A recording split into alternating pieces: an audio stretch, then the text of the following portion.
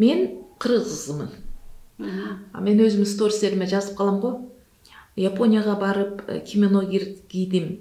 Гейша болуп кеткеним жок.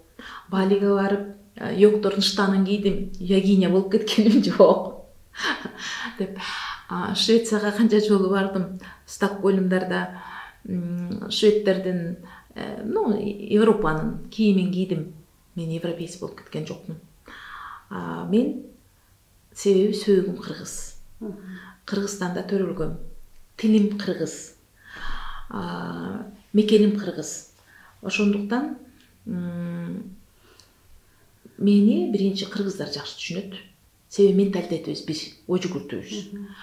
Анан эмне мен түшүндүм Сүтсай менен? Эне тилин сүйбөгөн адам, эне тилинде сүйлөй албаган адам маңкурт экенин түшүндүм. Ал 10 тилде сүйлөсүн. Ал укмуш блогер болсун, миллион подписчиги бар. Ал укмуш Американын 10 китебин жорусун, ал маңкурт. Бар башат деген башат болот экен. Эне тилин сүйлөбөгөндө анын сөөгүнө жетпей атат деген сөз да. Сөөгүндө алда түшүнүк жок деген сөз да. Мисалы, кара мына айтып атышпайбы? Пакистандан, Кореядан келип бизде окушат да студенттер медицинаны. Ошолор кыргыз тилин сүйлөбөсө, аларды врач кылып албайт. Эмне үчүн? Кыргыз тилин түшүнбөйүнчө кыргыз мугалимдин илимин ала алган жок, андан жакшы врач чыкпайт деген сөз. Устатын түшүнбөдү, маңкурт болуп эле келди, жөн эле жаттап. Мисалы үчүн, мени кыргыздар жакшы түшүнөт дегеним менталитетибиз бир. Жарым сөздөн ар бир кыргыз түшүнөт мени. Башка улут түшүнбөйт. Анткени алар мени түшүнүш үчүн менин менталитетим окуй алыш керек. Мен макалдатып сүйлөйм, жомоктотуп сүйлөйм, жарым сөзүн айтып, жарымын айтпай коем. Каяша сүйлөйм, кыпчып сүйлөйм, ошону кыргыздар гана түшүнөт. Бул Аллахтан берилген, ар бир элге берилген өзгөчөлүк. Япондордун тамашасын биз түшүнбөйбүз. Орустардын сатирасын до конца биз түшүнбөйбүз. Ошондой да, бул ар бир улуттун өзүнө гана берилген өзгөчөлүк. Ошон үчүн мен ушуну түшүндүм. Ушуну түшүнгөндүктөн мен бекеринен кыргыз тилчи болбогонумду, бекеринен кыргыз элге кызмат кылыш үчүн Сүтсайды окуганымды түшүндүм дагы. Мен бардык нерсени кыргыз тилинде которуп жасай баштадым. Медитация бул тундуруу, акылын тундуруу да. Акылдары бузулуп калды да азыр бардык адамдардын. Чоңбу, кичинеби, акылы жок азыр адамдардынчы. Акылы эмнеге толгон? Эгерде боюнда бар аял Корея киносун көрүп жүрүп төрөсө 1 жыл баласы, ал төрөлгөн бала кийин Кореяда иштеп акча табат. Кызы болсо Корея жигитине турмушка чыгам дейт, же Кореяга барып иштейм дейт. Анткени ошо эненин аң сезим аркылуу кетип атат да. Ооба, эненин сүтү менен кетет дегендей, эне тамак жеп атканда Кореянын музыкасын угатып жеген да. Эми баласы дагы ошол музыканы укканда эле ушул жакшы, ушул музыка жакшы деп тансага түшө баштайт да. Кыргыздын музыкасын укпайт эч ким, кыргыздын көйлөгүн эч ким кийгиси келбейт. Анткени эне кореялык кийимди көргөндө эле ооз ачылып шилекей агып калган. Депчи. Эми ичиндеги баласы да ошого таң кала берет да. Корея эли бизден жогору турат деп ойлонот да. Ушуну акылы бузулду деп айтам мен. Өзү курсакка чейин бүтүндөй 7 атада тарбияланат өзүчү. Ошон үчүн экөөбүз педагогпуз го. Канча педагогдордун немесин окудук. Ошондо тарыхта бар го. 1 жашка чыккан баласын алып келсе да кеч калдың деген, төрөлгөндө алып келгенде да кеч калдың деген. Эмне үчүн? Эмне үчүн? Бойго бүткүчөктү кеч калат керек болсо. 7 атанын ичинде кеч калат. Себеби тектен келет да. Ошону менен каяктан булар зөкүр чыкты? Бул мындай университетти бүткөн ою Паланчаевдер да болот. Адамдар күлкүн келди. Паланчаев болмоктон эмне болсо дагы анын психологиясын, мээсин ким ачып көрүптүр дейсиң? Менин рентгенин көрө элек эч ким. Ал түйүлгө чейин 7 атадан келет, өч алып келатат. Ошону балдары көрсөтүп берет. Баягы эле жоопкерчиликти алып өзүнө окуш керек, билим алыш керек. Билимсиз эч ким эч жака бара албайт. 7 атадагы карма кайталанып эле атасы кандай болуп бүтсө ошондой, апасы кандай болуп бүтсө ошондой бүтүп эле кете беришет да. Себеби алар өзүн изилдебей атпайбы? Мен эмне үчүн ушуга кол көтөргүм келип атат? Неге мен ушуну бычакты алып ургум келип атат? Неге мен башына чөмүч менен бир салгым келип атат деп суроо бере албайт да аял. Бул каяктан келди? Апам башына бир койчу эле атамы. Ошоктон келиптир да деп токтото албайт да өзүнчү. Көрдүңбү? Ошон үчүн аны кыргыз мурда эле билген, кыргыздын философиясында бар. Бирок кыргыздын философиясын азыр эч ким укпайт да. Кыргыздарды укпайт да азыр. Неге немеси бар философия? Кыргыздын философиясында энесин көрүп кызын ал деген бар. Эгерде энеси атасына кол көтөрбөсө, каргабаса, урбаса, кызы дагы ошону кылбайт. Эгерде аял энесин көрүп кызын ал деген, эгерде аял карып калганда 45-тен кийин, 55-тен кийин дагы деле жаш, ар бир сөзгө тили келген, акылы жайында, бели түптүз болсо, демек бул үй бүлөдө бактылуу болуптур, бул күйөөсү жакшы караптыр, булар мушташпаптыр. Ушунун кызын алыш керек. Биздин үйгө да мушташ алып келбейт деп билет. Көрдүңбү? Ошон үчүн энесин көрүп кызын ал деген.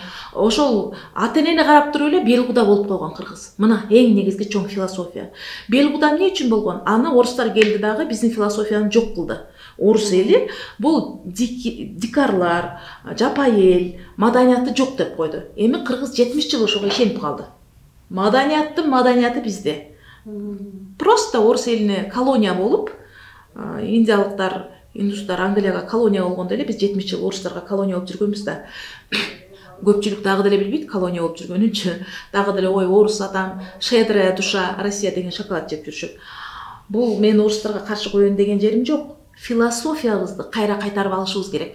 Биз өзүбүздүн философиябызды кайтарып алмайынча, биздин элдин баары маңкурт болуп, башкатка кайтыш керек да. 2020-жыл ошону көрсөттү да. Ата тегиң каякта, тилиң каякта, каяк менен келгенсиң. Биз академия менен окуган эмеспиз кыргыздар. Биз мектеп менен окуган эмеспиз. Биз төкмө акындарды окуп, биз манас эпосу, биз эпосторду айтып атып эле тарбиялап коюшкан. Ыр менен эле тарбияланган кыргыз эли. Төкмө акын манасчы келиптир десе баары барган. Манасчынын аурасында баары медитацияга кирген. Манас айтып атканда эле тунуп калган акылдары. Манасчынын энергетикасы менен баары сакайып калган. Оорулары кетип, шыпа болуп, ордуна келип, жакшына анан жашоосун жашай берген. Ошон үчүн манасчы деген бир эле кыргыз элинде. Эмнеге? Биздин мектепте, биздин академияда манасчы.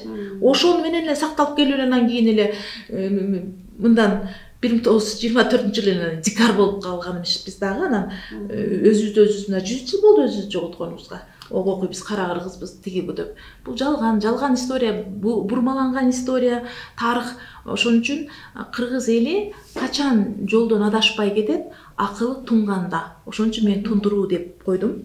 Акылы качан тунат? Өзүбүздүн жомокторду кичинекей бөбөктөргө окуп бергенде бешикте энелер. Качан акылы тунат аялдардын? Манас укканда, төкмө акындарды укканда, төкмө акындар алар Аллахтан келгенди ырдайт. Жазып алып, анан кийин берки акындардай саясатка оңдоп жазып коеюн, Сталин деп жазып коеюнчу, победа берип койсун деп жазбайт да. Бул төкмө акын келгенде төр бошот деген, Элмирбек Иманалиев кандай төгөт болчу? Ал сферадан келет. Мына бул абадан, күндүн нурунан келет информация. Биз күндүн баласыбыз деген кыргыздын сөзү эмне? Эмне үчүн биздин немелерде мына оймолордо, мына карап, бүт мына оймолордо, мына ар бир оймо чийме баары сөз, баары сүйлөйт. Терең философия жатат да. Биз Орхон эсей жазуу эстеликтерин, Орхон Рун жазууларын үйрөндүк эле го. Кыргыздын бүт тарыхын окудук го, жазмаларын окудук го. Ошондо түшүндүрбөдү беле, ар бир шырдактагы оймо түшүндүрөт деп. Эми азыр кыргыз күүсүн укпаса, комуз укпаса, бул оймону түшүнбөйт. Бул оймону кыргыздык экенин неге айтып атканын деле түшүнбөйт. Жөн эле келет, тамак жейт мына жерде азыр. Болду, кете берет. Бүркүт неге мынтип турат? Түшүнбөйт. Маңкурт деген ушул да. Тунбай калды акылычы. Ал акылы эмне болду эми? Башка философияларды окуйт. Кайсы философияны окуса, ошол жака кызмат кылат анын энергиясы. Орус тилинде жакшы сүйлөсө, Россиядан тамак табыш керек, ошол жакта жүрүш керек. Ошол жактан акча табат. Себеби ошол философияны түшүндү. Кыргызга кызмат кыла албай калат. Эне тилин сүйбөгөн элин сүйүп жарытпайт деп ошону айтылганда. Ошон үчүн акылды тундуруу деген суунумдай тунганда үстү тунуп көрүнүп калат го. Ошондой болуп эмоцияны тундурганда өзүнчө эле эмоция менен музыкага киргизип, Корей кинолорун сүйдүрүп, музыканы аябай жакшы коюп туруп, бир жаман эле көйнөктү кийгизип бастырып койсоң, ушу мода деп кие беришет да. Жолбосо француз жакшы ырдатып туруп, тамак жедирип койсоң, ошол тамакты жей беришет адамдарчы. Муну Америка абдан жакшы билет. Коласын ошентип эле сатып атпайбы? Адамды психология менен башкарат дейт да. Психология 80% жашообузду башкарат бүтүндөй. 20% бул техника эле. Техника эле. Мынтип кийиниш керек, мынтип басыш керек. Ошон үчүн айттым, любой кызды, үнү жок кызды деле миллионер кылып койсо болот. 80% психология менен. Мисалы 80% психология дедим, а 20% техника дедим. Техникасы ошол сен ырда деген, мынтип бас деген, мындай көйнөктү кийиш керек, анан мынтип кол көтөрүш керек, клиент астына келгенде мынтыш керек, Мимикаларын, дегенин баары техникада. Ал оңой эле 20%. Эң кыйыны 80% болуп атпайбы? 80% психологияны түшүнүш үчүн ал философияны түшүнүш керек.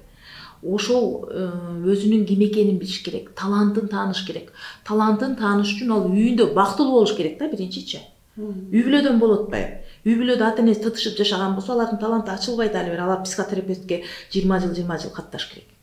Жөн эле эл катары жүрө берет. Тирүү, өлбөйт. Эл катары кийинет, элдер мода кылганды кийет. Эл ырдаган ырдай берет, үнү барбы жокпу, мода экен, реклама десе ырдай берет. Реклама эмне? Ар бир YouTube'га акча төлөп койсоң, күндө коюп кой десең, коюп коет. Мисалы үчүн, телевидениеге акча төлөп койсоң, кое берет да. Бардыгын эле артистти, катын деби, шофёрдү эримдеби дегендей шофёрлорго берип туруп, кассетага коюп кой, поездга коюп кой десең, ырдай берет, кое берет да.